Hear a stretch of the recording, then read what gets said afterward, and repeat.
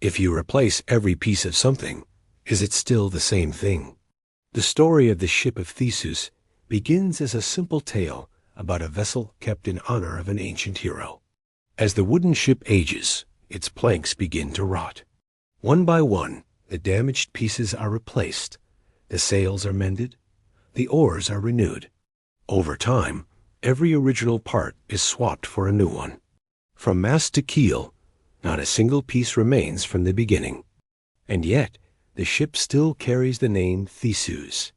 It sits in the same harbor, maintained by the same city, regarded by citizens as the very same object that once carried the legendary figure across the sea. But this raises an ancient and unresolved question. If something has had every part replaced, is it still the same thing? This question is not just poetic. It exposes the fragile connection between identity and continuity. Objects in the world are often understood by their function or their history, but these qualities are not made of wood or metal. If the shape remains the same but the material changes, has the identity been preserved? Or is the new ship simply a replica, one that only resembles the original? Philosophers have debated this problem for centuries. In ancient Greece, thinkers such as Heraclitus suggested that nothing remains the same. A river is never the same river from moment to moment, because its water is always flowing. Identity, in this view, is not fixed. It is a pattern held together temporarily, a name given to something in flux. Others have tried to hold on to a more stable sense of identity. If the purpose, shape, and continuity of care remain constant, perhaps the object remains the same in a meaningful way. The Ship of Theseus may have lost its original planks, but the replacement process was gradual, intentional, and connected to a shared idea of what the ship represents. In that sense, the ship is not a thing, but a tradition, a continuity of purpose rather than substance. But the problem becomes even more complex when a twist is added. Imagine that someone collects all the original planks and stores them in a warehouse. Once enough have been gathered, the original ship is reassembled from the discarded parts. Now there are two ships, one made entirely of replacements, and one built from the old, worn pieces.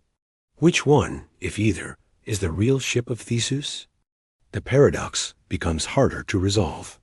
If identity comes from material continuity, then the restored original is the true ship. If identity comes from uninterrupted use and service, then the maintained ship in the harbor is more genuine. But if both qualities matter, then neither ship is fully authentic, and perhaps both are. This challenge of defining identity is not limited to boats or buildings. It applies to people, objects, systems, and institutions. A person's body replaces nearly all of its cells over time.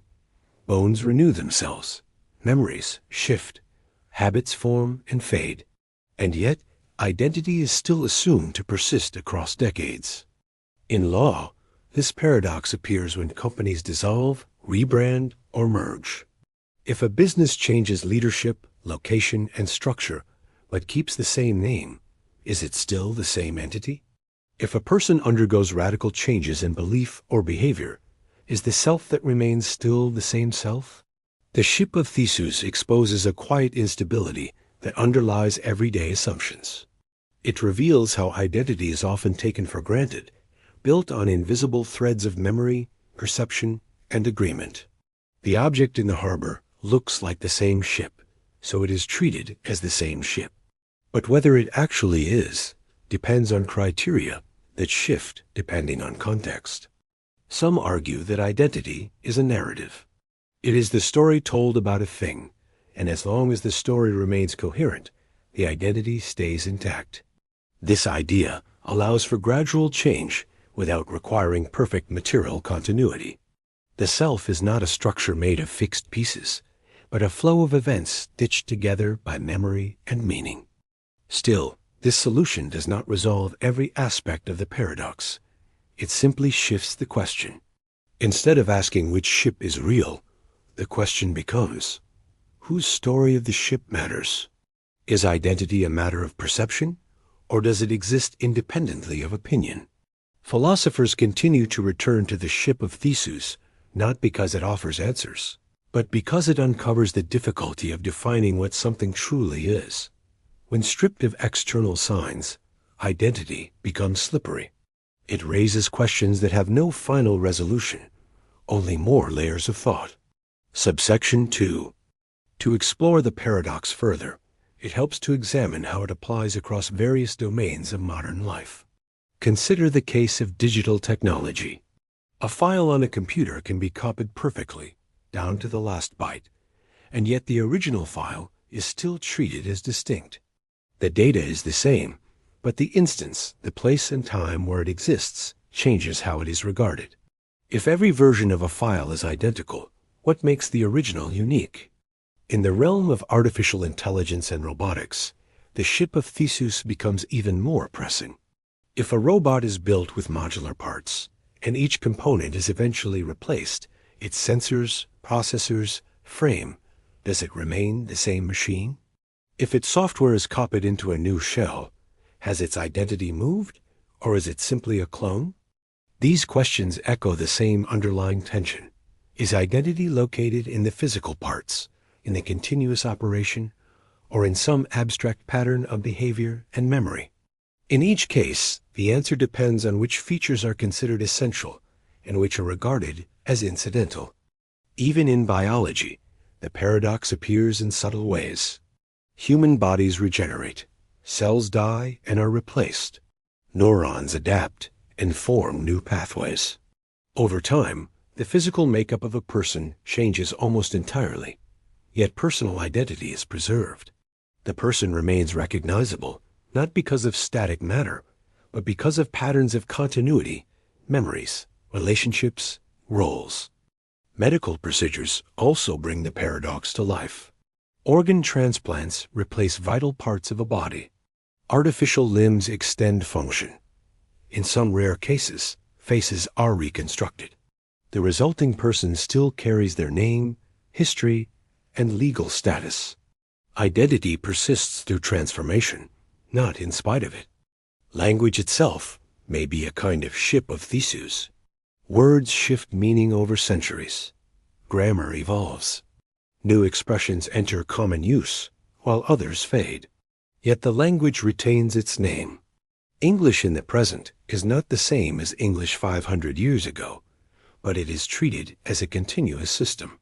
Like the ship, the components change while the structure remains familiar. Institutions also follow this pattern. A university may stand for centuries, surviving changes in leadership, curriculum, students, and even location. A nation may persist through revolutions, reforms, and relocations. The names remain, and the traditions are maintained, but the actual components, the people, the laws, the practices are completely different over time. This suggests that identity, in many cases, is defined by continuity of function or recognition rather than material sameness. The structure holds not because the pieces are preserved, but because the relationships among them are maintained. The Ship of Theseus is not a physical thing. It is a pattern, a role, a story that carries forward even as its pieces fall away. Still, the paradox refuses to disappear. It invites a deeper question about authenticity. What makes something truly itself? Is it the origin, the journey, or the current state? When a copy is made with perfect accuracy, is it any less real than the original? If a person loses their memories or changes drastically in character, is the identity still intact? Philosophical attempts to resolve the paradox often return to definitions. Some argue for essentialism, the idea that every object has a core essence that defines it. Others take a more relational view, suggesting that identity is constructed through context, interaction, and recognition. In either case, the answers remain partial. In literature and art, the paradox is mirrored in adaptations and reinterpretations. A story told in a new medium retains its meaning for some, but not for others. A painting restored after centuries might keep its form but lose its texture. The original fades, but the idea remains. The identity of the work shifts as it is viewed through new eyes in new times. Science fiction plays with the Ship of Theseus often. Characters rebuilt after disaster, minds uploaded into machines. Time-traveling versions of the self-all confront the same central issue. If every part is changed, but the result feels the same, what has truly been preserved? At its core, the paradox serves as a quiet reminder. It shows that identity is not fixed in matter, but floats in perception, function, and memory. It shows how change can be gradual yet total, how continuity can exist even through replacement, and how the mind holds on to sameness even when everything underneath has shifted. The Ship of Theseus is not just a story about wood and water. It is a story about the struggle to define what things really are. And perhaps, more subtly, it is a story about how things are held together, not by what they are made of, but by the belief that they still are. The liar paradox. This statement is false. If it's true, it's false. If it's false, it's true. Among the simplest paradoxes ever proposed is one that appears so straightforward, it almost seems like a joke. A sentence reads, "This statement is false." With just 4 words, it creates a loop that logic cannot resolve. If the sentence is true, then what it says must hold. But what it says is that it is false. Therefore, it cannot be true. On the other hand, if the sentence is false, then it is not false because that's exactly what it claims to be. This self-contradictory loop is known as the liar paradox. It has existed in philosophical discussion since at least the 4th century BCE. The Greek philosopher Eubulides is often credited with introducing it. In its original form, the speaker simply says, "I am lying." But even when stripped of pronouns or personal references, the result remains the same. The logic ties itself into a knot. At first glance, the paradox might seem like wordplay. It might appear to be a trick of language or an example of meaningless self-reference. But closer inspection reveals that it touches something deeper, something about the nature of truth, reference, and the rules that define logical systems. The problem begins when a statement refers to itself. In ordinary language, statements usually refer to external facts or conditions. A sentence like, "The sky is blue," can be evaluated based on observation. It can be true or false depending on whether it matches reality. But a sentence like, "This statement is false," does not refer to anything external. It refers only to itself, creating a loop in evaluation. This makes the paradox resistant to normal logical tools. Truth and falsehood are typically treated as binary conditions. A sentence is true or it is false. There is no room in classical logic for something that is both or neither. But the liar paradox suggests a third possibility, a kind of self-canceling status that logic cannot handle. Attempts to resolve the paradox have led to significant developments in logic, mathematics, and computer science. One approach is to reject the sentence as meaningless. Since it cannot be consistently evaluated, it should not be treated as a valid statement. In this view, the paradox dissolves because it was never well formed to begin with. But this solution introduces its own problems. If the sentence is meaningless, what rules make it so? It follows ordinary grammar. It uses words correctly. If such a sentence is meaningless, then many other sentences might also be meaningless, even if they appear well formed. This challenges the boundary between syntax and semantics, between how something is said and what it means. Another approach is to introduce a third truth value. In this model, statements can be true, false, or undefined. The liar sentence then falls into the undefined category. It cannot be resolved using binary logic, but it still exists within the system.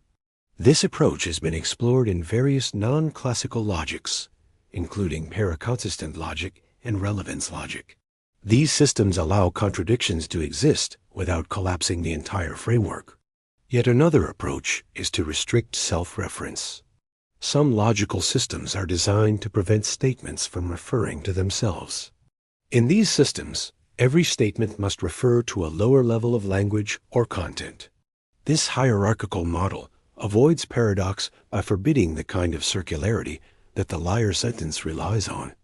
This structure was famously adopted by Bertrand Russell and Alfred North Whitehead in their monumental work, Principia Mathematica. To avoid paradoxes like the liar, they built a formal system in which language is stratified into levels. A statement at one level cannot refer to itself. It can only refer to statements from the level below. But such restrictions come at a cost.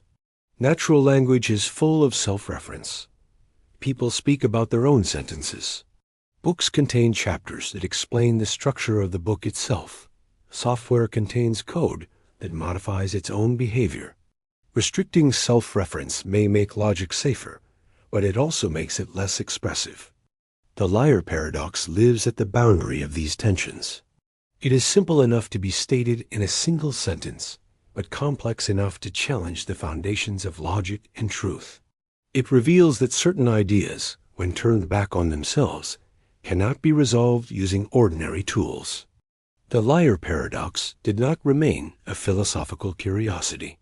In the 20th century, it became central to some of the most profound developments in mathematics and formal logic. When Kurt Gödel published his incompleteness theorems in 1931, he used a method inspired by the liar structure. Gödel showed that any formal system, capable of doing basic arithmetic, will contain true statements that cannot be proven within the system. In other words, no system can be both complete and consistent. The sentence Gödel constructed was not "this statement is false," but something closer to "this statement cannot be proven." If the sentence could be proven, then it would be false, which would make the system inconsistent. If it could not be proven, then it would be true, which would make the system incomplete. The loop is not just philosophical, it is mathematical. This result had a shattering effect on the dreams of early 20th century mathematicians. Many had hoped to build a complete, consistent, formal foundation for all of mathematics. Gödel's proof showed that such a goal was impossible. The very act of trying to formalize truth created a boundary that the system itself could not cross. In computer science, similar boundaries appear. The halting problem, discovered by Alan Turing, shows that there is no general algorithm that can determine whether any given program will eventually stop or run forever. This too relies on a kind of self-reference. A program that simulates itself, checking whether it halts, runs into the same kind of loop found in the liar paradox. These results reveal that self-reference is not just a linguistic curiosity. It is a fundamental feature of systems that try to describe themselves. The problem is not that such systems are flawed. It is that the act of self-description introduces a level of complexity that cannot be resolved from within. In practical terms, this insight has consequences. It means that systems must be designed with care when they involve feedback, reflection, or self-monitoring. Whether in logic, software, or governance, self-reference brings both power and vulnerability. The liar paradox also appears in more familiar settings. Consider someone saying, "I always lie." If the statement is true, then the speaker is lying, which means the statement is false. If it is false, then perhaps the speaker sometimes tells the truth. The paradox is not just in the sentence, but in the cycle of evaluation. In ethics and law, similar patterns arise. A judge may need to rule on whether a law applies to laws themselves. A committee may vote on rules that govern how it votes. These recursive structures can lead to confusion, instability, or infinite regress. In literature, the liar paradox has inspired stories and characters. A note left behind in a mystery reads, "Everything I write is a lie." Readers are drawn into loops, unsure whether to trust the information or reject it. Some authors use these loops as metaphors for doubt, madness, or self-examination. In everyday reasoning, paradoxes of self-reference can challenge assumptions. When systems are asked to define their own boundaries, or when statements refer to their own truth, the results often slip through the grasp of logic. This does not mean the systems are broken. It means they have reached the edge of what they can contain.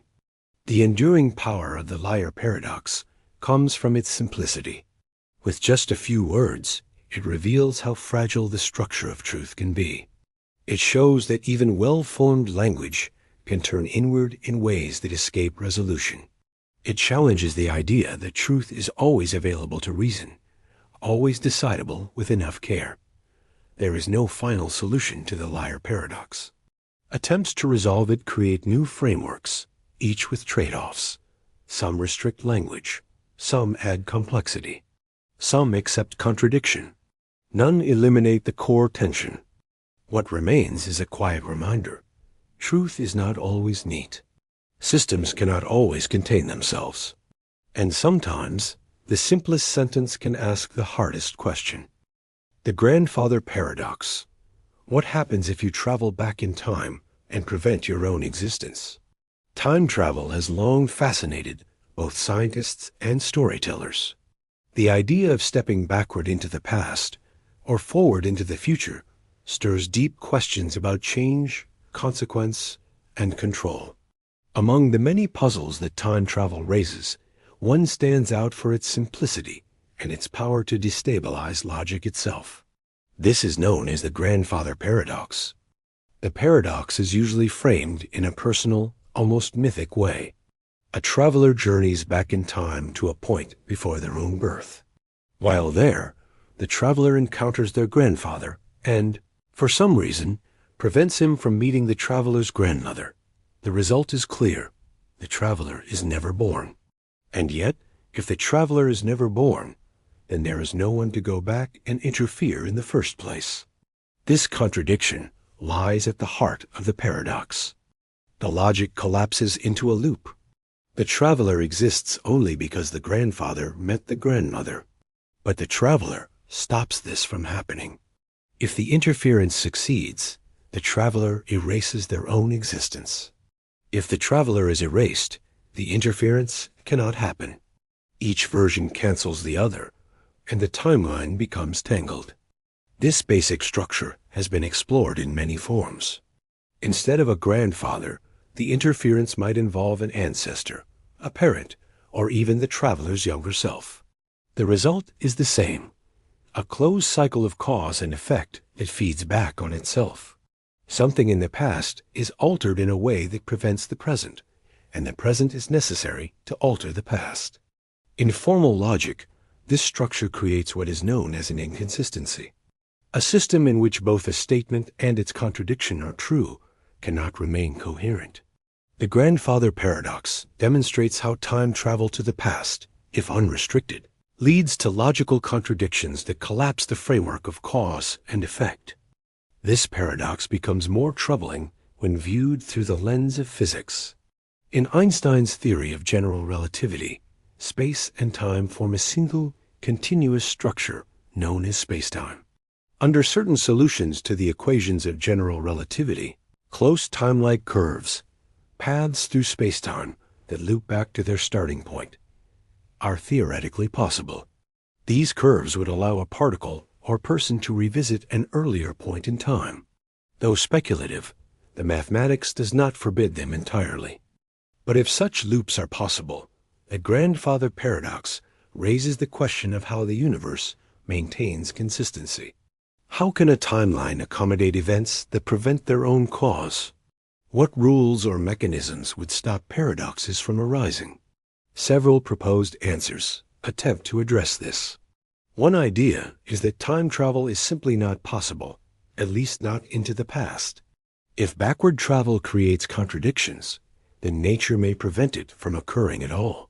The laws of physics may conspire to block any interference with past events.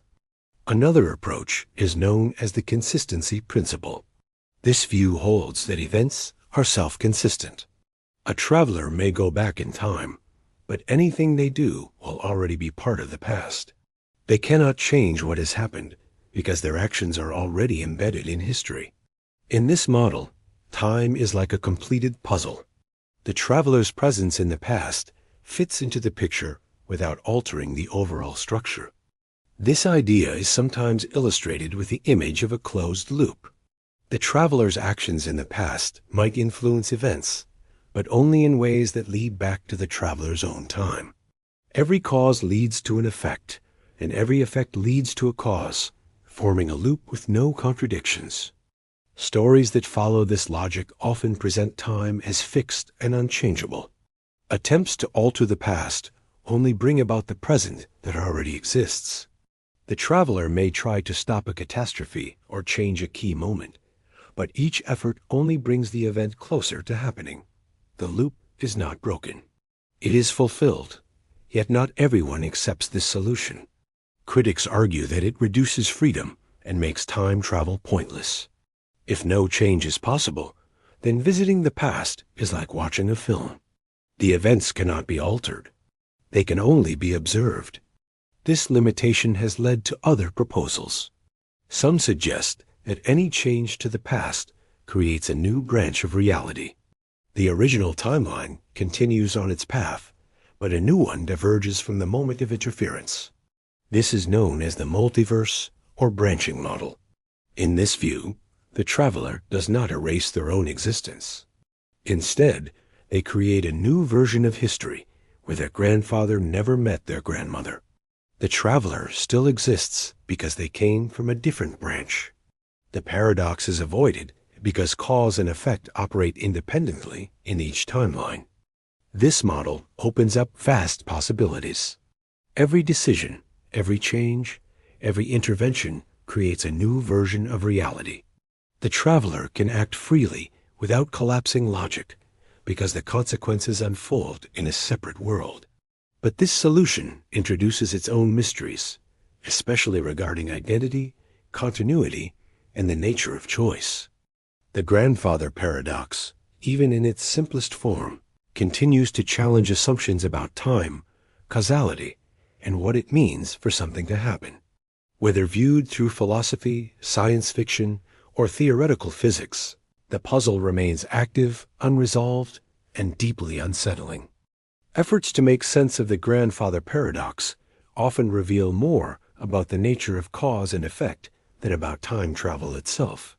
The paradox is not only about trips through time. It is about how events relate to one another, how a cause leads to an effect, and how those links can break down under certain conditions. At the heart of the paradox is a contradiction, an event that depends on its own non-occurrence. This is different from a complex situation or a confusing coincidence. It is a structural impossibility, like a staircase that folds back into itself with no beginning or end. This kind of contradiction is rare in the natural world, but common in abstract reasoning. The grandfather paradox exposes a weak point in the logical structure when unusual conditions are allowed.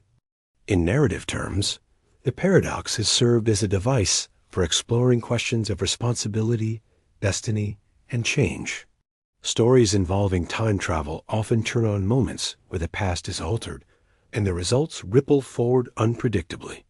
These tales use the paradox not just to create tension, but to ask deeper questions about how identity is formed, how actions matter, and whether fate can be rewritten.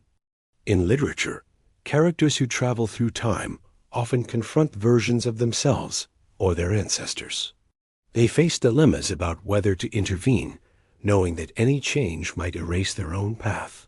Some stories treat these changes as tragic, others as liberating. But in each case, the paradox looms in the background, waiting to be triggered. In real-world physics, discussions of time travel remain speculative. While general relativity allows for closed time-like curves in theory, no evidence suggests they exist in nature. Most physicists view them as mathematical curiosities, useful for testing the limits of understanding, but not likely to be realized. Still, the paradox plays a role in shaping theories about time and causality. Quantum physics introduces uncertainty and indeterminacy into the picture. Some interpretations of quantum mechanics suggest that multiple outcomes can coexist until measured. This has led to speculation about how quantum effects might influence the nature of time itself. Proposals like the Novikov self-consistency principle aim to preserve logical coherence by preventing contradictions from occurring. According to this principle, the universe operates in such a way that paradoxes cannot happen. Events adjust themselves to avoid inconsistencies. A time traveler may intend to change the past, but will always fail in a way that preserves history. This preserves causality, but at the expense of free will. Other theories accept the idea of multiple timelines. In these models, each choice or intervention splits the universe into branches. A paradox is avoided because the traveler is no longer affecting their own past, but the past of another version of reality. This framework is popular in speculative fiction and in some interpretations of quantum theory. Beyond science, the grandfather paradox invites reflection on memory, history, and consequence. The past is not static. It lives in recollection, in records, in effects that stretch into the present. To change the past, even in thought, is to alter one's understanding of self and circumstance. This makes the paradox more than a theoretical puzzle. It becomes a metaphor for how actions are interpreted, how regrets shape decisions, and how the desire to undo events conflicts with the impossibility of doing so. People often wonder what would have happened if a choice had been different. The grandfather paradox captures that longing and shows why it cannot be resolved without unraveling the story itself. In psychology, similar loops occur in thought patterns that attempt to rewrite past outcomes. Obsessive thinking about alternative paths mirrors the structure of the paradox. The mind loops through scenarios where one decision changes everything, and yet that change erases the scenario itself. This mental loop is not logical, but emotional, and it reveals how deeply the idea of causality is tied to identity and meaning. In ethics, the paradox appears when responsibility is distributed across time. If a person's actions in the past shape the present, then a time traveler's interference could seem like justice or retribution. But if that interference prevents the very conditions for the traveler's existence, the act becomes paradoxical. The logic of blame and correction breaks down. The grandfather paradox endures because it is simple in form and vast in implication. It shows how tampering with cause and effect leads not to new possibilities, but to logical instability. It reveals the fragility of systems that depend on clear sequences. And it leaves open the question of whether time is something that can be visited or something that only unfolds in one direction. Even if time travel remains fictional, the paradox continues to echo in thought, reminding those who study it that the past, once lived, cannot be undone without unraveling the present. The Zeno's paradox: if motion is just infinite halves, how does anything ever move? In the 5th century BCE, a philosopher named Zeno of Elea posed a series of paradoxes that continue to trouble thinkers today. These paradoxes deal with movement, space, and time. Though they were introduced over 2,000 years ago, they still hold a mirror to the strange relationship between logic and experience. Zeno's best-known paradoxes concern motion, something that seems basic and self-evident. People see things move every day. Arrows fly through the air. Runners cross finish lines. Objects fall and roll. Yet Zeno showed that under careful examination, motion leads to conclusions that defy common sense. One of the most famous examples is often called the dichotomy paradox. It begins with a simple premise. Before any object can reach its destination, it must first get halfway there. And before it can get halfway there, it must get a quarter of the way, then an eighth, then a 16th. Each step requires covering half the remaining distance. This leads to an infinite sequence of steps.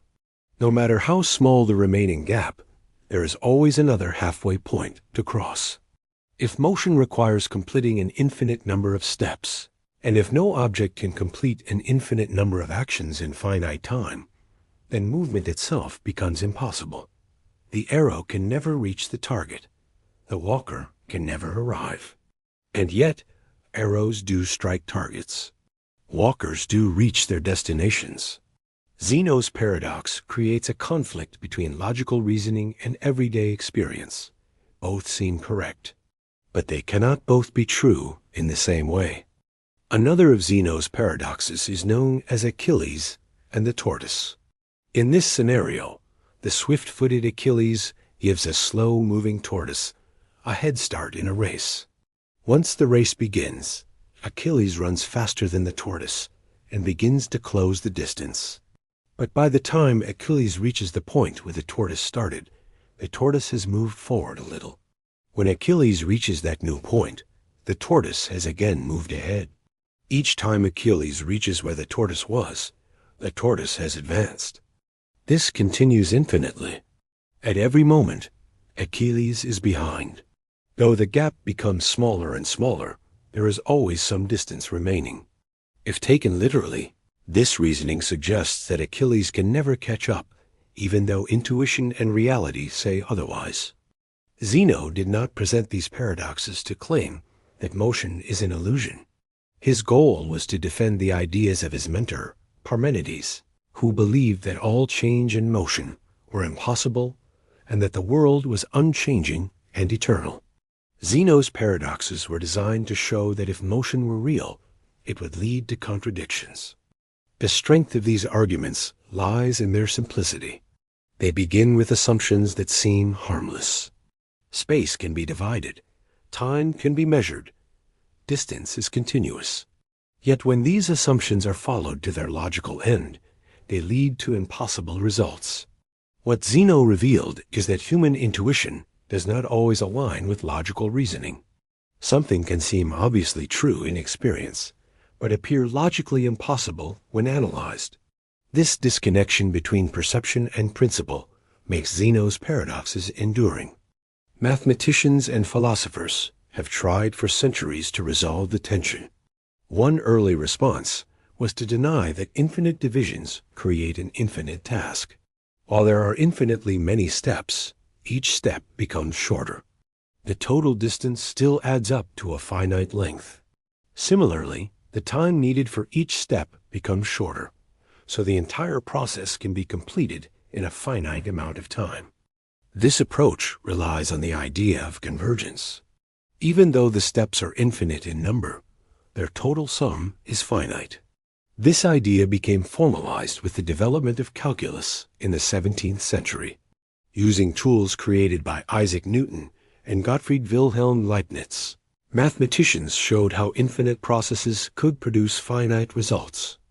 In the case of Achilles and the tortoise, the time it takes for Achilles to reach each new point can be added together as a series. The series converges to a finite number. This means that Achilles not only catches up, but does so in a predictable amount of time. The logic remains intact, and the paradox dissolves under mathematical scrutiny. However, the paradoxes still raise questions about the nature of space, time, and continuity. Even if the mathematics resolves the contradiction, the intuitive discomfort remains. The paradox is not only about whether movement happens, but how it happens. What does it mean to cross an infinite number of points? How can something continuous be composed of discrete steps? Some thinkers argue that the problem lies in the assumption that space and time are infinitely divisible. If there is a smallest possible unit of space, a quantum of distance, then perhaps the chain of halves comes to an end. Similarly, if time is composed of indivisible moments, the infinite process might be an illusion. But no smallest unit has been confirmed, and the nature of continuity remains an open question. Zeno's paradoxes invite reflection on the limits of analysis. Breaking things into smaller parts often helps in understanding them, but it can also lead to new forms of confusion. A process that appears smooth may, when dissected, reveal contradictions. The puzzle lies not in motion itself, but in how motion is described. As understanding of mathematics and physics developed, Zeno's paradoxes took on new meanings. With the rise of calculus, limits, and infinite series, scholars began to treat motion in terms of rates and convergence. Motion became defined by function-smooth curves that described how position changed over time. But while the tools of calculus resolved the mathematical contradiction, they did not fully resolve the philosophical unease. The paradox remains as a test of how much logic can capture the structure of experience. Zeno's scenarios still trouble anyone trying to draw a complete picture of motion using only thought. In the 19th and 20th centuries, mathematics turned toward greater rigor. The concept of real numbers was formalized. The idea of infinite series was grounded in strict definitions of convergence. Mathematicians could now describe motion in terms that made Zeno's objections less threatening. An infinite number of steps could be neatly summed. The paradox could be modeled and measured. Yet even these advances did not close the matter entirely. Physicists now face questions about the structure of space and time at quantum and cosmological scales. In general relativity, space and time are not fixed backgrounds, but dynamic entities that can bend, stretch, and fold. In quantum theory, particles can exist in multiple places, and movement is governed by probabilities. At these scales, the nature of motion becomes more abstract. Paths are not clear. Distances are not continuous in the familiar sense. Zeno's paradox reappears, not as a literal barrier to movement, but as a reminder that the old assumptions may not apply. If time is not smooth, or if space is not infinitely divisible, the reasoning behind the paradox may need revision once again. In computational theory, the paradox takes a different form. Algorithms often divide tasks into smaller and smaller steps. The question becomes, how much detail can be processed before the system reaches a limit? If time is continuous, infinite steps may be modeled. If time is digital, then only a finite number of actions can occur in each interval. These boundaries affect how movement is simulated and understood. The paradox also finds expression in human thought. In decision-making, tasks can be delayed endlessly by smaller and smaller reasons. Procrastination can follow the logic of the dichotomy paradox. Before acting, a person needs to plan. Before planning, they must prepare. Before preparing, they must understand. The chain of steps grows until no action happens. Thought becomes stuck in the infinite. In literature and art, the paradox serves as a metaphor for hesitation, recursion, or the fear of never arriving. Characters may be trapped in loops of nearly complete action. Events may unfold in sequences that resist finality. The structure of Zeno's paradox offers a shape for stories that drift, repeat, or remain unresolved. In modern philosophy, Zeno's paradox continues to influence theories of mind, language, and motion. Some philosophers argue that the experience of motion is primary, and that analysis only distorts it. Others maintain that analysis reveals truths that experience hides. The tension between perception and explanation continues to define the debate. There is also the question of whether the paradox arises from language itself. When words like halfway or point are used, they imply precision that may not exist in the physical world. Descriptions that divide space and time into fragments may create puzzles that the real world does not suffer from. The paradox, then, is a product of the models used, not of reality. Still, the discomfort persists. The idea that motion requires infinite steps touches something deep. It suggests that behind every simple action lies a structure too complex to grasp fully. Every step contains smaller steps. Every moment contains smaller moments. The world unfolds in layers that never end. Zeno's paradoxes remain not because they block understanding, but because they reveal how understanding is built. They show that motion, like many concepts, seems clear until it is examined too closely. Then it begins to dissolve, not into nonsense, but into deeper and more delicate questions. Whether movement is continuous or composed of steps, whether space is smooth or grainy, the paradox reminds that what is taken for granted often contains the most mystery. Arrows still fly. Runners still finish their races. But behind each motion lies a trail of infinite halves, stretching silently into the structure of thought itself. The Sorites paradox. How many grains of sand make a pile? Where does many actually begin? The Sorites paradox begins with a humble observation. A single grain of sand is not a heap. This seems obvious. If another grain is added, it still does not become a heap. 2 grains, 3 grains, even 10 grains do not seem to qualify. The addition of a single grain never appears to make a clear difference. Yet at some point after enough grains have been added, there is no question that a heap has formed. This slow transition raises a problem. If 1 grain does not make the difference, and if that remains true with each new grain, then when does the transformation happen? At what point does a non-heap become a heap? If no exact point can be identified, then what causes the change? The term Sorites comes from the Greek word skros, meaning heap. The puzzle, also known as the paradox of the heap, was first formally described in ancient Greece, possibly by Eubulides, the same philosopher credited with the liar paradox. It belongs to a broader class of problems that deal with vagueness situations where concepts do not have precise boundaries. The structure of the paradox is simple. It begins with a premise that seems harmless. 1 grain of sand does not make a heap. A second premise follows. If a certain number of grains is not a heap, then adding 1 more grain does not create a heap. Repeating this logic step by step, one would have to conclude that no number of grains, no matter how large, can form a heap. And yet, this conclusion contradicts common experience. The problem is not unique to sand.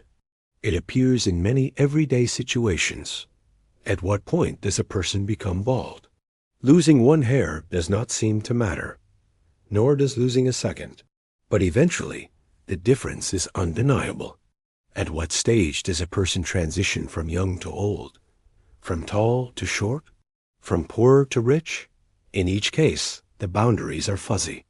The categories have no clear dividing line. This vagueness creates tension between language and logic. Logic demands clarity. It requires that categories be distinct and that definitions apply consistently. Language, on the other hand, is often based on general impressions, approximations, and social context. Words like heap, bald, and tall serve their purpose without precise definitions until precision is demanded, and then they falter. Some have tried to resolve the paradox by arguing that vague terms do not have fixed thresholds. A heap is not defined by a specific number, but by a range of conditions and expectations. The term becomes useful only when enough context is present. For example, 50 grains may be a heap on a small plate, but not on a large beach. The label depends on scale, comparison, and interpretation. Others take a more formal approach, suggesting that language must be restructured to avoid vagueness altogether. In this view, the word heap is discarded in favor of more specific descriptions. Instead of speaking in vague categories, one might count and report the number directly. Rather than saying someone is old, a precise age is given. Rather than saying an object is heavy, its weight is stated. But this approach removes nuance from language. Much of human communication depends on flexible terms.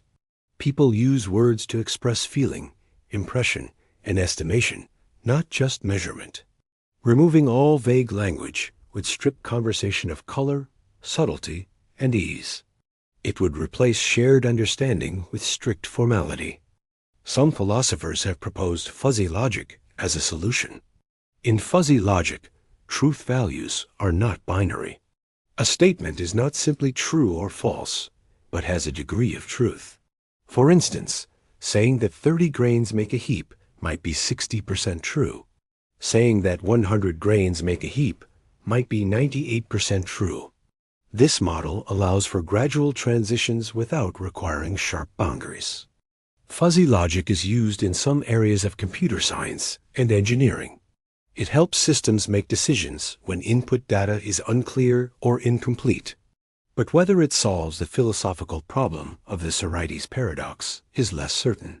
It provides a way to model vagueness, but it does not remove the discomfort that arises when language fails to align with logic. The Sorites paradox challenges the assumption that small changes cannot produce large effects.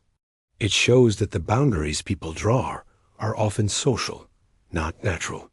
A pile of sand becomes a heap, not at a precise moment, but when it reaches a point where people collectively agree to call it one. The deeper impact of the Sorites paradox lies in how it reflects on the structure of categories. People often treat the world as if it is composed of distinct types, heaps and non-heaps, tall and short, full and empty. These divisions help organize perception, guide decisions, and make language functional. But many of these divisions are not found in nature. They are imposed by habit, convenience, or cultural norms. In biology, this challenge is especially clear. Consider species classification. When does one species become another? Evolution does not happen all at once. It unfolds slowly, across generations. There is no single moment when a creature becomes part of a new group. Instead, populations change gradually. Yet biology often requires categories for naming, studying, and communicating. The same problem appears in medicine. A person may slowly transition into illness or recover from it, but official diagnosis requires a threshold. At what point does a condition become high blood pressure or clinical depression? These categories help doctors treat and track disease, but they do not always match the gradual nature of human experience. In law and ethics, vagueness also causes difficulty. Legal definitions must be applied consistently, but many laws use terms like reasonable, excessive, or substantial. These words rely on interpretation. A punishment might be ruled excessive in one case, but not in another. A contract might include a reasonable effort clause, leaving enforcement to the judgment of courts. Social labels raise similar questions. When does a person become wealthy? When does a relationship become serious? These transitions happen over time, influenced by personal perspective and cultural context. The Sorites paradox reminds that clear definitions are often a convenience, not a reflection of reality. In politics, policy decisions often hinge on thresholds. Who qualifies for aid? What income level defines poverty? These lines are necessary for implementation, but they can seem arbitrary. A person who earns just under the limit receives benefits, while one who earns slightly more does not. The small difference in income may not reflect a meaningful difference in need, but the category enforces it. In education, grading provides another example. A score of 89.5 might receive a lower grade than a score of 90. The difference is minimal, but the outcome is categorical. Systems need cutoffs, yet the Sorites paradox shows how those cutoffs can feel unjustified when viewed up close. The paradox also plays out in personal development. When does a habit become part of someone's identity? One act of kindness does not make a person generous, nor does one mistake make them untrustworthy. But over time, a pattern emerges. The change is not sudden, but gradual. People become who they are through accumulation, not through singular turning points. In literature and storytelling, this structure is often explored. Characters change slowly. A hero becomes a villain through small decisions. A stranger becomes a friend through shared moments. These transformations are powerful because they reflect real human experience, one that resists simple categories. The Sorites paradox also touches on memory and perception. A memory fades, not all at once, but through tiny losses. Details blur. Context weakens. At what point does a memory become too vague to be real? At what point does a recollection shift into invention? Artists and philosophers have drawn on the paradox to explore ambiguity. Paintings may depict forms that are neither abstract nor realistic. Poems may use words that hover between meanings. These works embrace vagueness, using it as a space for reflection rather than a problem to be solved. In science, the paradox appears in measurement. No instrument is perfectly precise. Every reading includes some uncertainty. Scientists must decide when a result counts as significant. The line is not drawn by nature, it is chosen by agreement. The Sorites paradox reminds that many truths are negotiated rather than discovered. As people navigate life, they rely on categories to simplify complex realities. These categories serve well until examined too closely. Then their limits appear.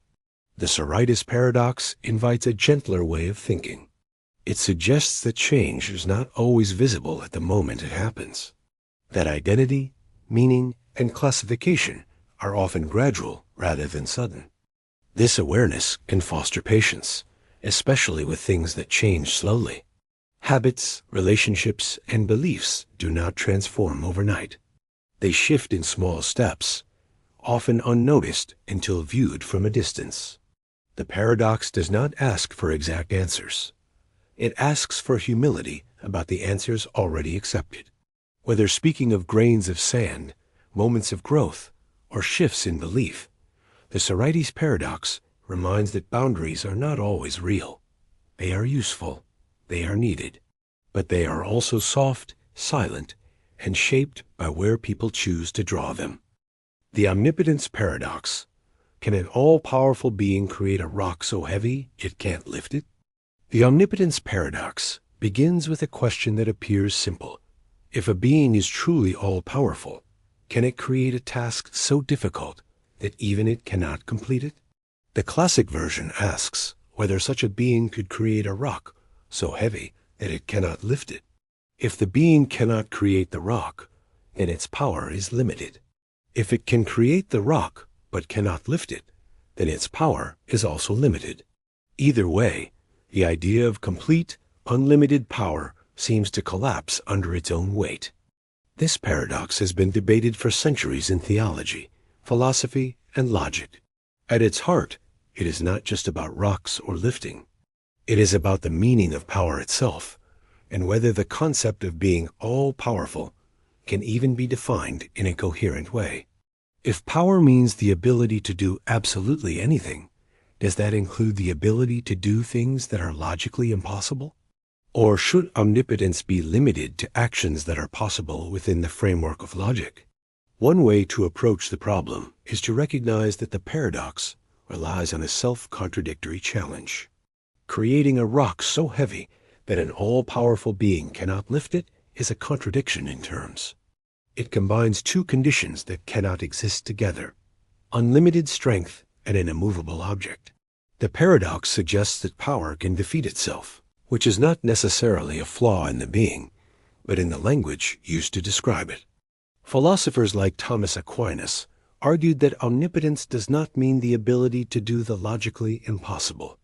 According to this view, asking an all-powerful being to create a contradiction like a square circle or a rock too heavy for it to lift is not a real question.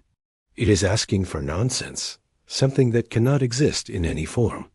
A being's inability to do the impossible does not limit its power, because impossibilities are not tasks at all. Others, however, see the paradox as a legitimate challenge to the idea of absolute power. If omnipotence is truly without limit, then it should include the ability to transcend logic itself. If an all-powerful being cannot break the rules of reason, is it truly all-powerful, or is it bound by a higher order of logic? This raises questions about whether logic itself is a fundamental structure of reality, or just a tool for human understanding. If logic is universal, then even an all-powerful being would operate within it. If logic is merely a human construct, then perhaps a being could transcend it, but this idea is difficult to grasp or express. The paradox also highlights the difference between power and consistency. Unlimited power might allow for incredible actions, but inconsistency would undermine trust in that power. A being that could both lift and not lift a rock at the same time would be beyond comprehension. Such contradictions would make the concept of omnipotence meaningless. A related version of the paradox involves other challenges, like whether an all-powerful being could create a rule it could not break, or build a door it could not open. Each version follows the same logic. Unlimited power, when turned on itself, creates a scenario that seems to defeat it. The problem is not confined to theology. It appears in discussions of systems, authority, and control. If a government has absolute power, can it limit itself in a way that no future government can undo? If a person claims total freedom, can they choose to give up that freedom permanently? These situations mirror the structure of the Omnipotence Paradox. At its core, the paradox challenges the idea that power can be absolute. It suggests that power is always defined in relation to something laws, logic, or the structure of reality itself. When those boundaries are removed, the concept of power becomes unstable, even self-destructive. The Omnipotence Paradox also invites deeper reflection on the nature of perfection.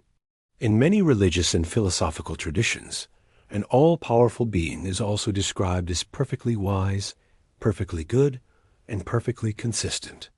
If these qualities are part of the definition, then the paradox may be resolved by understanding omnipotence as the power to do anything that is meaningful, rational, and consistent with the being's nature. In this framework, an all-powerful being would not create a rock it cannot lift, because such an act would be meaningless. It would be like asking whether a being could draw a color that is both fully red and fully green at the same time. The question is framed as a challenge, but it describes something that cannot exist in any coherent form. Some philosophers have gone further, suggesting that true power is not demonstrated by the ability to perform absurd tasks, but by the ability to shape reality in meaningful ways. Power is not about breaking logic, but about creating and sustaining order. In this view, omnipotence is not diminished by refusing to engage in contradictions.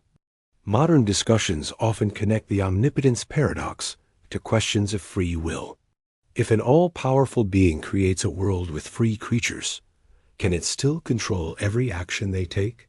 If it can, then their freedom is an illusion. If it cannot, then its power is limited. This tension mirrors the paradox, showing how absolute control and freedom are often at odds. The paradox also resonates in everyday contexts. Consider the idea of personal control. A person might strive to have full control over their life, but absolute control can be self-defeating. Trying to control every detail can lead to paralysis or conflict. True strength often lies in knowing when to let go, when to adapt, and when to accept limits. In literature and storytelling, the omnipotence paradox often appears in the form of powerful characters or deities facing challenges of their own making. A ruler who creates laws they cannot break, a machine that becomes too powerful to manage, or a hero whose strength becomes their weakness, all reflect the same underlying tension. Unlimited power invites questions about self-limitation, purpose, and the boundaries of meaning. In logical terms, the paradox teaches that definitions matter. To define something as all-powerful without considering the limits of meaning leads to contradictions. It is not that power itself is flawed, but that language can stretch concepts beyond their coherence. When words like everything or anything are applied without precision, they create scenarios that cannot exist. The paradox also has implications for artificial intelligence and technology. As systems become more advanced, questions arise about their limits and control. Can a machine be designed to surpass all human ability, yet still follow human rules? Can it set its own rules that even its creators cannot override? These modern questions echo the structure of the omnipotence paradox.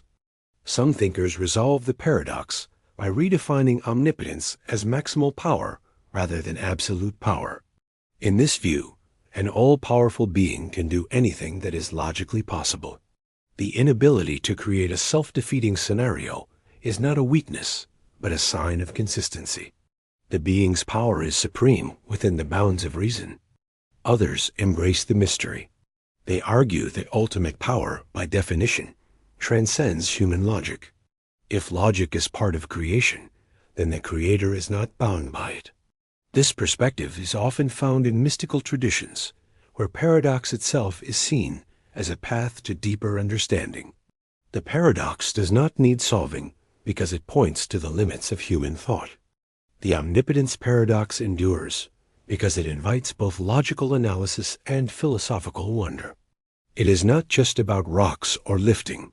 It is about the boundaries of thought, the nature of power, and the way language shapes what can be imagined. It challenges assumptions about control, freedom, and the meaning of perfection. Ultimately, the paradox may not have a final answer. Instead, it serves as a reminder that some concepts are so large, so abstract, that they resist simple resolution. Power, when pushed to its extremes, bends back on itself. And in that loop, the human mind encounters its own limits. The paradox of the tortoise and Achilles, even if you're faster, you'll never catch up, mathematically, at least. The Greek philosopher Zeno of Elea crafted several paradoxes to challenge the assumptions of motion and continuity. Among the most famous is the paradox involving Achilles, the legendary swift-footed warrior, and a slow-moving tortoise. The paradox begins with a race. Achilles, known for his speed, allows the tortoise a small head start. It seems obvious that Achilles will overtake the tortoise in a short time. Yet Zeno argued that, logically, Achilles can never catch the tortoise. His reasoning is based on division, not of space, but of time and motion into infinite parts. The logic proceeds like this. By the time Achilles reaches the point where the tortoise started, the tortoise has moved forward a little. Then Achilles reaches that new point, and the tortoise has moved again. Each time Achilles arrives where the tortoise was, the tortoise has gone slightly farther. This repeats endlessly. Achilles is always arriving at a place the tortoise has just left. Therefore, Zeno concluded, he never actually catches up. This argument doesn't rely on physical impossibility. It relies on how motion is divided conceptually. It suggests that space and time are not continuous, but infinitely divisible, and that this infinite division can trap movement in a logical loop. Zeno's paradoxes were designed to defend the ideas of Parmenides, a philosopher who argued that motion and change were illusions. To support this, Zeno tried to show that assuming the world was made of parts, divisible sections of time and space, led to contradictions. If motion meant crossing an infinite number of points, how could it ever happen at all? The paradox of Achilles and the tortoise frames this idea clearly. Even with superior speed, Achilles cannot erase the infinite steps required to reach the tortoise. The more the chase is broken down into smaller and smaller segments, the more unreachable the goal seems to become. From a modern perspective, the resolution to this paradox lies in the mathematics of infinite series. Though the steps are infinite in number, the total distance they represent can still be finite. For example, if Achilles covers half the remaining distance in each step, the total sum of those halves approaches a limit.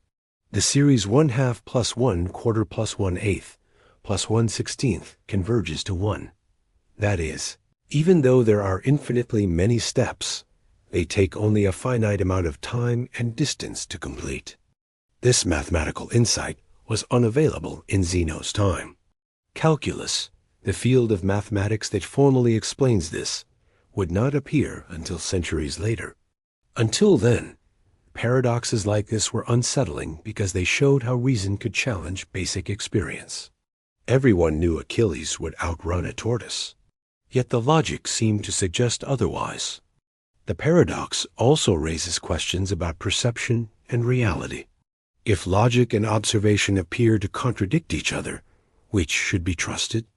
Zeno's argument invites examination of how assumptions about continuity, time, and measurement shape understanding. It asks whether the smooth flow of motion is real, or simply a useful illusion. There's a deeper discomfort here. The paradox suggests that even something as familiar as walking from one place to another can dissolve into confusion when examined too closely. Everyday actions, when turned into logical puzzles, expose gaps between lived experience and theoretical reasoning. Achilles and the tortoise also highlight the strange nature of infinity. Infinity behaves differently from large numbers. It's not simply a lot. It's a concept that defies completion. It stretches motion into endless steps, even when the destination is just a short distance away. This property makes the paradox so enduring. The implications of Zeno's paradox extend far beyond a simple race. They raise questions about how reality is constructed, whether it's made of continuous flows or discrete moments, smooth curves or tiny steps. Modern physics addresses these issues with mixed results. In classical mechanics, motion is treated as continuous. Objects move along paths that can be measured precisely at every point. Time flows evenly. Distances are smooth. Within this framework, Zeno's paradox is resolved easily using calculus and the understanding of converging infinite series. But quantum mechanics introduces a different picture.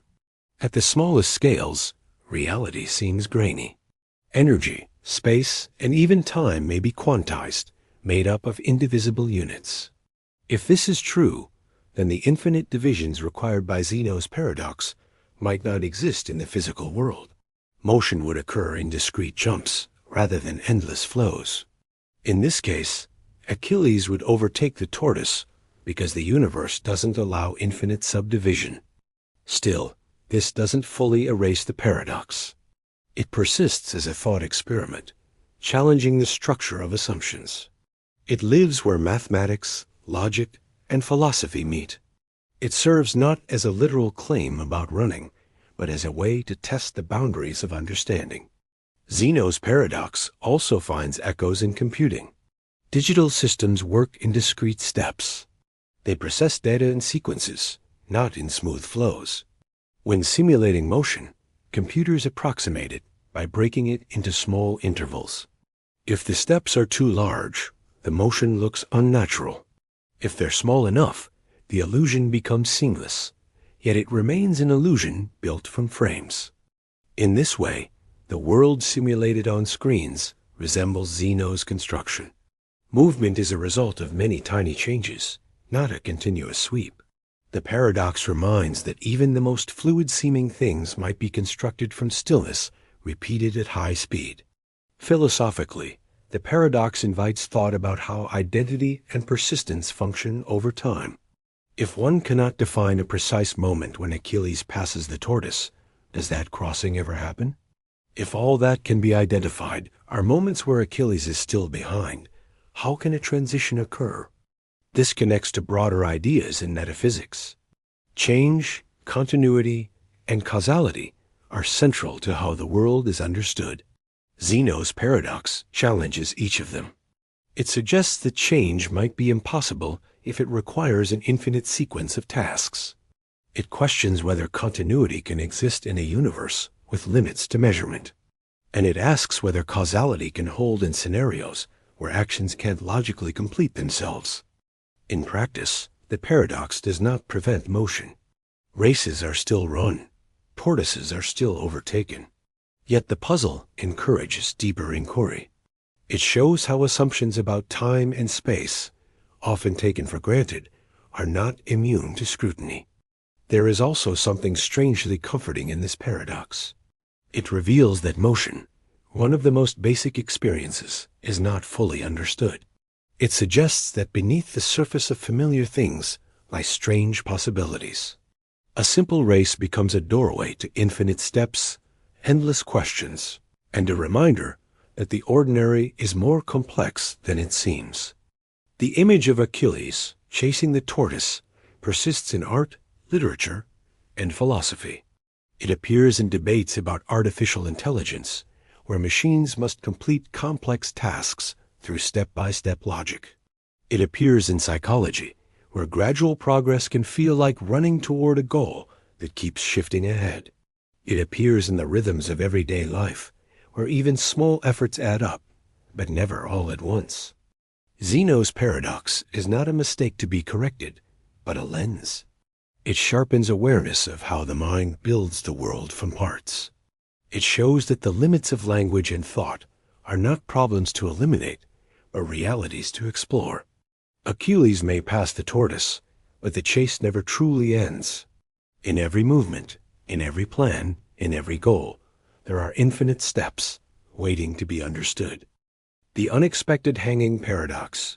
If you're told when a surprise will happen, is it still a surprise? The unexpected hanging paradox begins with a strange announcement. A judge informs a prisoner that they will be hanged at noon on one weekday in the coming week. The execution will be a surprise. The prisoner will not know the day of the hanging until the executioner arrives at the door. It must occur on one of the 5 weekdays, and it must be unexpected. The prisoner considers this carefully and believes the judge has made a mistake. He reasons that the hanging cannot occur on Friday. If the prisoner is still alive by Thursday evening and the hanging has not occurred yet, then it must be scheduled for Friday. But if the prisoner can deduce that, then the execution on Friday would not be a surprise. That would violate the judge's statement. So Friday is eliminated. But then Thursday becomes problematic too.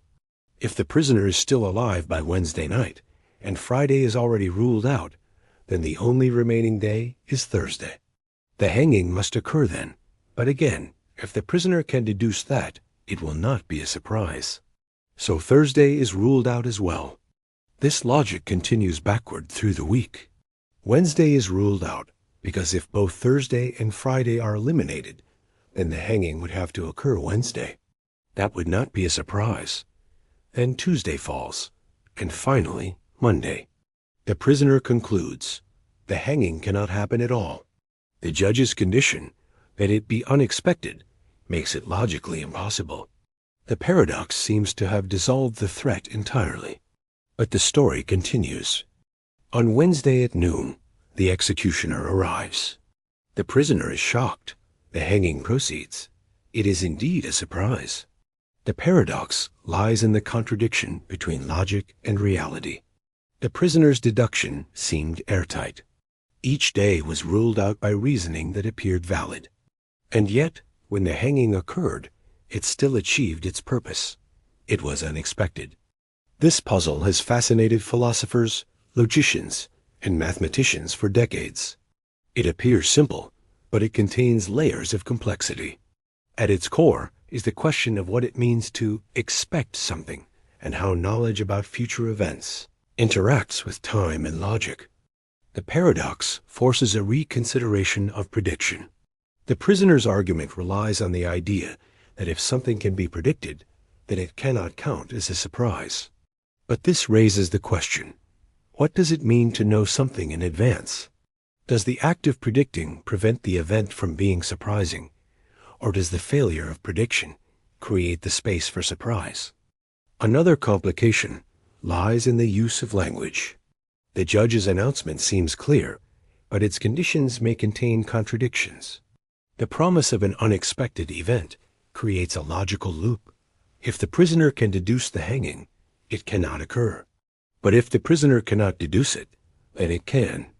This self-referential structure makes the paradox similar to others in logic, such as the liar paradox. Both involve statements that refer to their own truth or falsity in ways that collapse under examination. Some interpretations suggest that the paradox is not a true contradiction, but a problem of assumptions. The prisoner assumes that logical deduction applies cleanly to future events, and that knowledge of the event must completely prevent surprise. But these assumptions may not hold in practice. In real life, surprise is not binary. Events can be suspected, anticipated, or doubted, yet still arrive unexpectedly. The mind can entertain possibilities without fully believing them. The prisoner's logic depends on certainty, but expectation often lives in uncertainty. To understand the structure of the paradox more clearly, it helps to examine it through formal logic.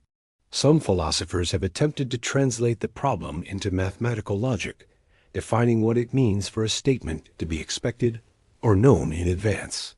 When expressed in this way, the paradox reveals how knowledge and belief are different, and how predictions can fail even when they follow valid reasoning.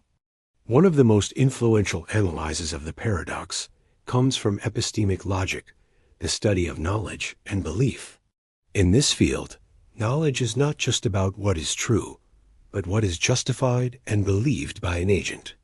Under this model, the paradox can be interpreted as a breakdown in the agent's reasoning process. The prisoner believes that the judge's statement must follow strict rules of deduction, but in doing so, the prisoner overlooks the complexity of how surprise operates in the real world. The act of trying to predict the surprise causes the paradox. The moment the prisoner tries to rationalize the timing, each possibility unravels. But the world continues regardless of that reasoning. The execution occurs. The surprise remains intact. Logic gives way to experience. There's also an emotional layer to the paradox. It deals with anticipation, anxiety, and control. The prisoner's deductions are not only logical, they're psychological defenses.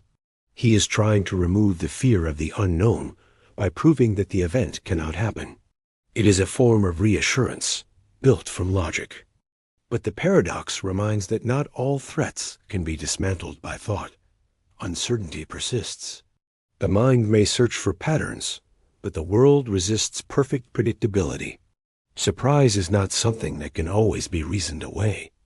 The unexpected hanging paradox also has analogues in law and society. Rules and declarations often create expectations, and those expectations shape behavior. But the enforcement or execution of those rules can still defy prediction.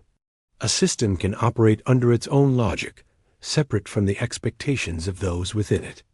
In military strategy, economics, and politics, the idea of strategic surprise is well known. A move that seems impossible, based on the opponent's reasoning, can still occur. It is the art of using assumptions against the thinker. The paradox highlights this vulnerability. In literature, the theme appears in stories with twists, events that defy the protagonist's expectations.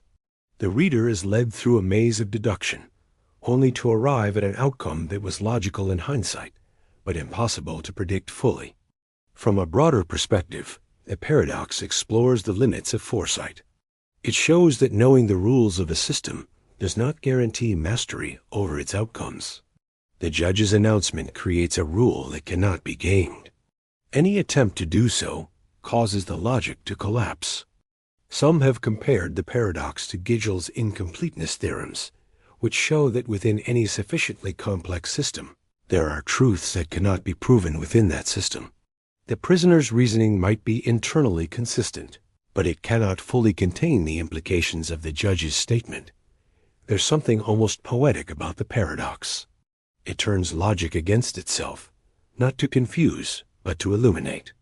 It reveals the boundary between what can be known and what must simply be faced. It also invites humility. In trying to predict the future, the prisoner assumes full understanding of the system. The paradox reminds that systems often operate on levels not visible from within. Assumptions, once exposed, may no longer hold. Ultimately, the unexpected hanging paradox is not about punishment, prediction, or justice. It is about expectation itself. It suggests that surprise cannot always be erased by thought, that the future, however carefully analyzed, retains its capacity to astonish. Even when logic seems unbreakable, life finds its way through the cracks. The paradox does not ask to be solved. It asks to be sat with, like the stillness before a knock at the door. The Bootstrap Paradox: if an object is sent back in time and becomes its own origin, where did it come from? The Bootstrap Paradox is a thought experiment that questions the idea of origin. It occurs when something from the future is sent into the past, and that very act causes it to exist in the first place. There is no clear point where the object or information was originally created. Imagine a time traveler going back in time with a book. They give the book to someone in the past, who then publishes it. Years later, that same book ends up in the hands of the time traveler, who takes it back again. In this loop, the book seems to come from nowhere. It exists in both the past and future, but never had a moment of creation. It's trapped in a cycle of cause and effect without a clear starting point. The term bootstrap refers to the phrase, pulling yourself up by your bootstraps. It describes a process where something seems to cause itself. In this case, it's not about effort. It's about logical structure. The paradox challenges traditional ideas of causality. Normally, events follow a sequence. A cause leads to an effect. In a bootstrap loop, cause and effect merge into one. There's no original creator. The object or idea exists in time, but its existence is circular. It relies on itself to continue. This paradox appears often in fiction. A common example involves a person who receives knowledge or a device from the future, uses it to change history, and ends up being the one who caused it in the first place. In some stories, a famous piece of music or invention is passed backward in time. The person in the past takes credit, and it becomes part of history. But when traced back, it turns out to have no origin. Science fiction uses this idea to explore questions of destiny and identity. If something has no origin, can it truly exist? If someone becomes their own ancestor, what does that say about time? The Bootstrap Paradox doesn't require contradictions. It doesn't break the rules of time travel. It bends them. It creates a stable loop where every part depends on another without a beginning. This makes it different from other time paradoxes. The grandfather paradox, for example, causes logical collapse. The Bootstrap Paradox avoids that. It forms a closed circle instead of a contradiction. Physicists have studied this possibility in theoretical models. Certain solutions to general relativity allow for closed time-like curves. These are paths through space-time that loop back on themselves. In such a model, an object can move through time and return to its earlier point. If handled carefully, this loop can be consistent. It's not impossible, just deeply strange. One of the most famous versions of the Bootstrap Paradox appears in the story of a time traveler who hands Beethoven's sheet music to the young Beethoven. In this version, Beethoven never actually writes the music. He simply reproduces what he's been given. The cycle continues, and the music has no true author. This creates a puzzle. Who composed the music? If Beethoven didn't create it, and only copied it from his future self, then where did the music begin? The paradox sits quietly in that question. It doesn't offer a clear resolution. It only highlights how time loops distort the idea of origin. There's a deeper discomfort in this. Humans tend to seek beginnings. Stories have first pages. Objects have creators. Ideas are born from minds. But the Bootstrap Paradox removes the beginning. It allows something to exist purely through repetition. It replaces creation with recursion. Philosophically, this touches on questions about selfhood. If a person exists because of events they cause themselves, are they still independent? Is identity a loop like the paradox, or does it require a point of origin? In metaphysics, the paradox echoes ideas about the nature of time. Some theories see time as a static dimension. All moments exist at once. Past, present, and future are just coordinates. In such a model, the loop of the Bootstrap Paradox isn't a flaw. It's simply a path through a landscape where everything is already fixed. The object exists because the timeline allows it. Yet this raises problems for free will. If events are locked in a cycle, where do choice and agency fit? The paradox makes time feel mechanical, as if all parts are locked in place, endlessly cycling. From a scientific standpoint, the paradox is more curiosity than crisis. No evidence confirms closed time-like curves exist in reality. They are mathematical possibilities, not known features of the universe. Still, quantum theory adds new layers. In quantum mechanics, outcomes are probabilistic. Particles exist in multiple states until observed. Some theories suggest time itself could behave non-linearly at small scales. If true, this opens the door, even slightly, to information or influence flowing in strange directions. While the Bootstrap Paradox remains speculative, it draws attention to how little is truly understood about time. The paradox also has implications in logic and epistemology. It suggests that knowledge could exist without origin. An idea could exist simply because it keeps getting passed along. This challenges the foundation of learning. If knowledge has no beginning, what makes it valid? If an equation appears without derivation, can it be trusted? In fiction, the Bootstrap Paradox adds mystery. A character may discover an object or fact that seems too convenient. Later, they realize they were the source, completing the loop without ever starting it. This plot device can be satisfying or unsettling. It invites the audience to question the nature of authorship and existence. It blurs the line between invention and inheritance. The paradox doesn't break the timeline. It preserves it by removing the need for origins. Everything fits. But the logic feels hollow because no part stands on its own. Like a mirror reflecting itself, the Bootstrap Paradox continues endlessly.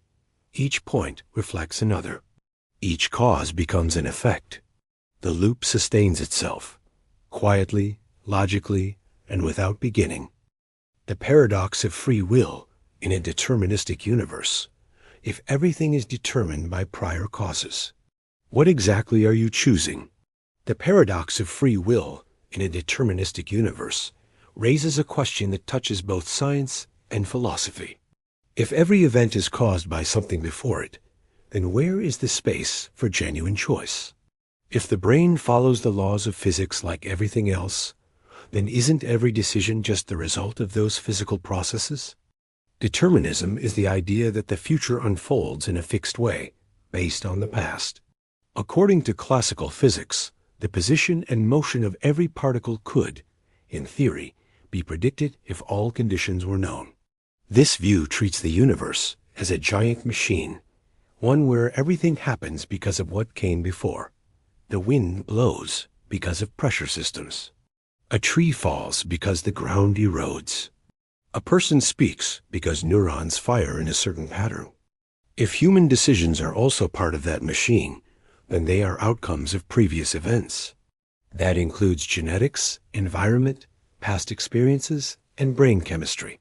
In that case, the feeling of making a free choice might be just that, a feeling. This creates a troubling tension. On one hand, experience suggests people make choices.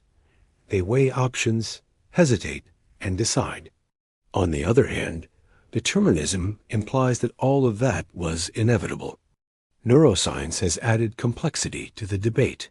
Some experiments have shown that brain activity related to a decision begins before a person becomes consciously aware of making the choice.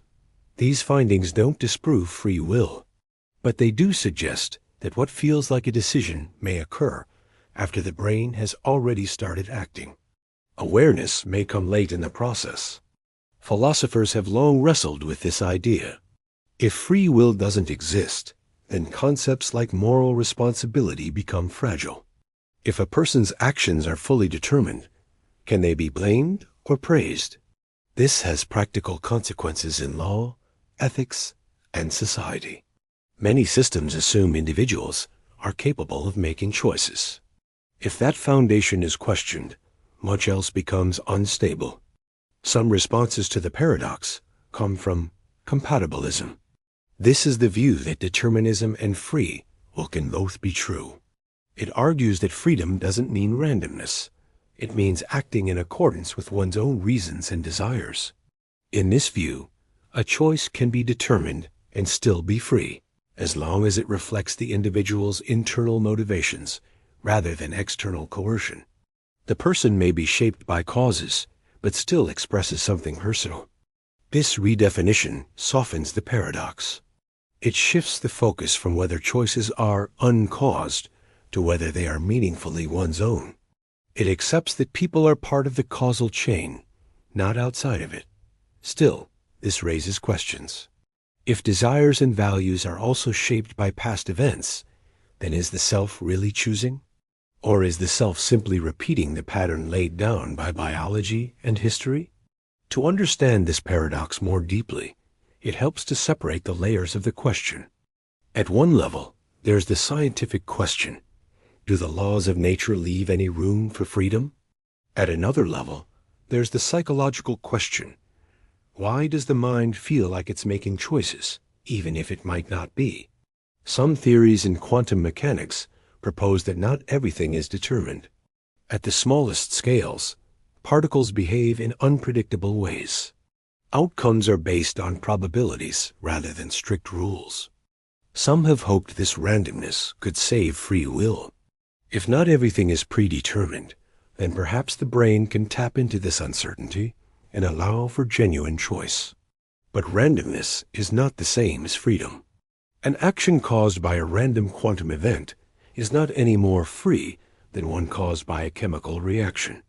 It may be unpredictable, but it is not intentional. So the paradox remains. Freedom seems to require a space that is neither fully determined nor fully random. It must be guided, but not rigid. It must express agency, but not be mechanical. Another view comes from existential philosophy. Thinkers like Jean-Paul Sartre argued that humans are condemned to be free. Even if the universe is indifferent, individuals must still make choices and bear the weight of those choices. In this view, freedom is not about metaphysics. It's about the human condition. Even if every choice is shaped by causes, the experience of choice is unavoidable. People must still act, decide, and take responsibility. This doesn't solve the paradox scientifically, but it reframes it. It treats freedom as something lived, not something measured. It matters less whether choices are strictly free, and more whether they are meaningful. In literature and storytelling, the paradox often appears in characters who struggle with fate. Heroes face destinies they cannot escape. Villains claim they had no choice. These narratives reflect a deep discomfort with determinism. At the same time, they show how people search for agency. Even in a world that seems guided by fate, the desire to choose and to matter persists. This desire gives rise to moral questions, artistic expression, and philosophical inquiry. Some neuroscientists argue that the brain is a prediction machine. It simulates possible futures and chooses between them based on learned patterns. This process may be complex enough to create the appearance of free will. Whether or not it is truly free may be beside the point. If the brain can model options, reflect on values, and act according to goals, then it functions as if it is choosing. That process shapes identity. Others suggest that consciousness itself is an emergent phenomenon, something that arises from lower-level processes but cannot be reduced to them. In that case, freedom might emerge from complexity, even if all parts follow rules. The paradox of free will and determinism may never be resolved fully. It sits at the boundary of what science can describe and what human beings experience. It connects physics to ethics, biology to meaning. Rather than offering a clear answer, it invites reflection. It asks what it means to act, to intend, to care. It raises questions that move beyond logic into the realm of awareness. Perhaps that is why the paradox endures. It is not simply a puzzle to be solved, but a mirror held up to the mind. It shows how thought searches for agency, and how even that search may be part of a larger chain. In the quiet space between causes and choices, the paradox hums like a question with no final word. It remains, not as a flaw in reasoning, but as a reminder of the mystery at the heart of action. This completes all 10 segments of 10 brain-breaking paradoxes to fall asleep to. As the mind drifts further into rest, the echoes of these paradoxes remain. They do not ask for answers. They ask for space, for stillness, where thought can breathe and wonder can unfold without pressure. Each paradox bends the edges of what seems certain. They loosen the knots of logic, not to confuse, but to soften. To remind that even within rules and patterns, mystery continues. The ship of Theseus, the lyre, the grandfather. Each one is less a riddle than a rhythm. A quiet turn of thought that continues long after explanation has run out. They hold no sharp edges. Only questions that fade gently into other questions. In that fading, something peaceful takes root. Not resolution, but acceptance. Of complexity, of contradiction. Of the beauty in not knowing. And in the background, the world remains unchanged, still, unfolding, unconcerned. Let the mind drift now. Let the thoughts stretch out, slow and untied. There is nothing left to solve, only stillness to sink into, and the gentle rhythm of unanswered questions continuing quietly into sleep.